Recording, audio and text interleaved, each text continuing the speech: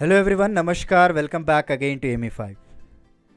मैं आपका एजुकेटर सैयद शाहबाज दिल से स्वागत करता हूं हमारे एमी 5 चैनल पे। तो आज का जो मेरा लेक्चर है दोस्तों, वो आज हम बात करेंगे हिसाब किताब के बारे में। जी हाँ, कि मैंने कितने वीडियोस पढ़ाए, आपने कितने वीडियोस देखे, उस हिसाब किताब के बारे में आज मैं बात करूँगा। सॉरी, जोक कर रहा था मैं। अकाउंटिंग के बारे में आज हम बात करेंगे दोस्तों। जी हाँ, बेसिकली इसको हिंदी में हिसाब किताब भी कहा जाता है, राइट।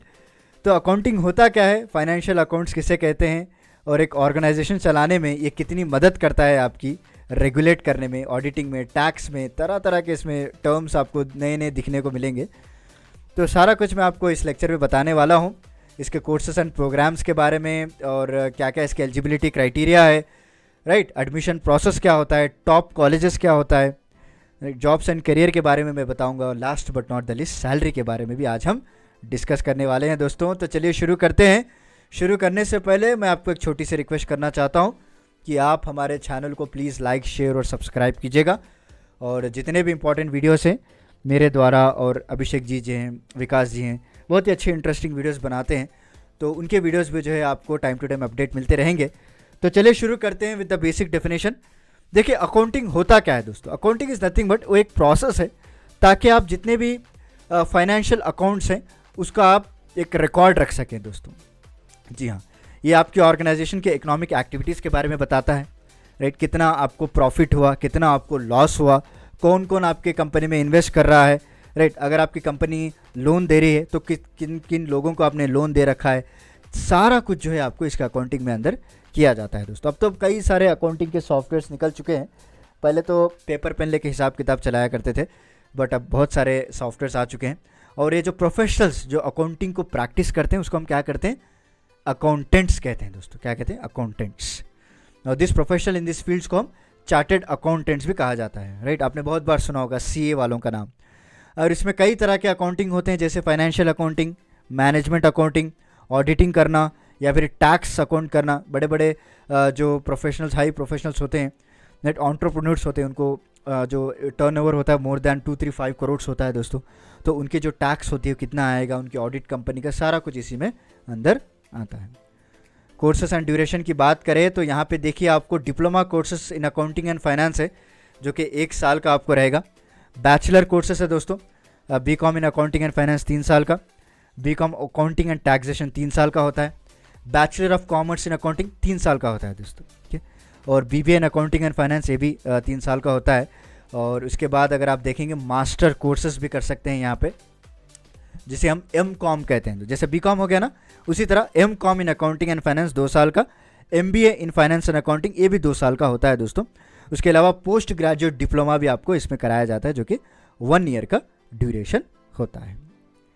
अभी रही बात एलिजिबिलिटी क्राइटेरिया की, क्या करने से आप इस कोर्सेस में दाखिला ले सकते हैं। देखिए, पहले मैं आपको अंडर ग्रेजुएट की बात बताता हूँ। अंडर ग्रेजुएट में अगर आप दाखिला लेना चाहते हैं, एडमिशन लेना चाहते हैं, तो आपको मिनिमम 10+2 जो है मिनिमम 50% मार्क्स से क्लियर करना पड़ेगा। बट यहाँ पे कॉमर्स सब्जेक्ट्स इंपॉर्टेंट है। क्या क्या, अकाउंट्स, इकोनॉमिक्स एंड मैथमेटिक्स, ये 3 सब्जेक्ट्स याद रख लीजिए। यहाँ पे फिजिक्स, बायोलॉजी, केमिस्ट्री नहीं चलेगा। यहाँ पे अकाउंट्स, इकोनॉमिक्स और मैथमेटिक्स चलेगा, ठीक है, फॉर अंडर ग्रेजुएट। वही अगर पोस्ट ग्रेजुएट की बात करें तो आपको बैचलर डिग्री में मिनिमम आपको यहाँ पे भी जो है 60% का स्कोर रहना चाहिए दोस्तों, तभी जाके आप मास्टर कोर्सेस कर सकते हैं। एंड एडमिशन प्रोसेस देखिए, यहाँ पे कई तरह के रेप्यूटेड कॉलेजेस हैं जो both under graduate and post graduate courses offer करते रहते हैं आपको टाइम टू टाइम। और यहाँ पे अपने खुद के एंट्रेंस एग्जाम से लोग कंडक्ट करवाते रहते हैं दोस्तों, ठीक है। यहाँ पे ऐसा नहीं कोई नेशनल एग्ज़ाम हो, अपने यूनिवर्सिटीज़ कॉलेजेस के ज़रिए से एग्जाम्स, एंट्रेंस एग्जाम लिखाते रहते हैं। आपको स्टेट वाइज एग्ज़ाम्स होते हैं। उसके बाद टॉप कॉलेजेस की बात करें तो पहली कॉलेज हमारी आती है MET college of commerce and finance, Noida UP में। उसके बाद अन्नामलई यूनिवर्सिटी चिदम्बरम तमिलनाडु में, ओके। रामजस कॉलेज है न्यू दिल्ली में, और आचार्य इंस्टीट्यूट ऑफ ग्रेजुएट स्टडी है बैंगलोर में, right. Amrita school of arts and तरह तरह के कॉलेजेस हैं जहाँ पे आप अपने इस कोर्स को परस्यू कर सकते हैं दोस्तों। एंड मेन इंपॉर्टेंट बात जो मैं आपको बताना चाहता हूँ, जॉब्स एंड करियर की। देखिए, आजकल हर ऑर्गेनाइजेशन को एक अकाउंटेंट की ज़रूरत पड़ती है दोस्तों। इस डिजिटल के ज़माने में ये सॉफ्टवेयर जो होते हैं, अकाउंट सॉफ्टवेयर, उसको चलाना बहुत ही ज़रूरी हो गया है, क्योंकि आज जो है बही खाता का ज़माना नहीं रहा। मतलब जो पेपर और पेन यूज़ करके जो इस तरह से हम पहले ज़माने में जो हमारे ग्रैंडफादर फादर किया करते उस तरह नहीं, अभी सारा कुछ फाइनेंशियल रिकॉर्ड्स को डिजिटली मेंटेन किया जा रहा है। आपको अच्छी नॉलेज होनी चाहिए अकाउंट्स की, सॉफ्टवेयर्स की, तो हर ऑर्गेनाइजेशन में इसकी ज़रूरत है। एंड आप जो है इसमें ल्यूक्रेटिव जॉब्स अवेलेबल है as a chartered accounts in not only in India but also in foreign countries. कोई प्राइवेट ऑर्गेनाइजेशंस में, गवर्नमेंट ऑर्गेनाइजेशन में भी आप काम कर सकते हैं। एंड आप जो है बैंक्स में, इंश्योरेंस कंपनीज़ में, इनफैक्ट आप टीचिंग प्रोफेशन में भी जा सकते हैं दोस्तों, राइट। एंड जॉब प्रोफाइल्स की बात करें तो finance manager, financial controllers, financial advisor, directors, okay, certified public accountant, chief financial officer, तरह तरह के होते हैं जॉब प्रोफाइल जहाँ पे आप अपने सेक्टर में काम कर सकते हैं।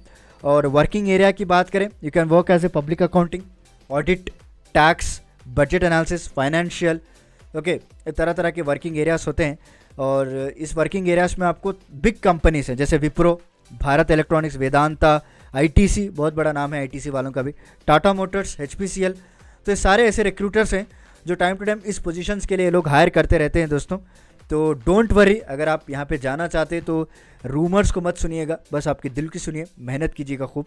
And last but not the least, salary की बात करें तो यहाँ पे डिफरेंट सैलरीज होती है। अगर प्राइवेट सेक्टर की बात करें, अगर किसी सीए की बात करें तो वहाँ पे आपको मिनिमम 3 to 5 लाख का पैकेज रहता है। वही गवर्नमेंट सेक्टर में अगर आप देखेंगे तो वो भी 3.5 लाख आसपास रहता है दोस्तों। जैसे जैसे आपका एक्सपीरियंस बढ़ता जाएगा वैसे वैसे सैलरी बढ़ती जाएगी, right. So this is a basic overview, basic idea of accounting, career in accounting. तो उम्मीद है कि आपको समझ में आया होगा। तो चलिए मिलता हूँ मैं आपको अगले लेक्चर के साथ कुछ इंटरेस्टिंग टॉपिक के साथ। तब तक के लिए धन्यवाद दोस्तों।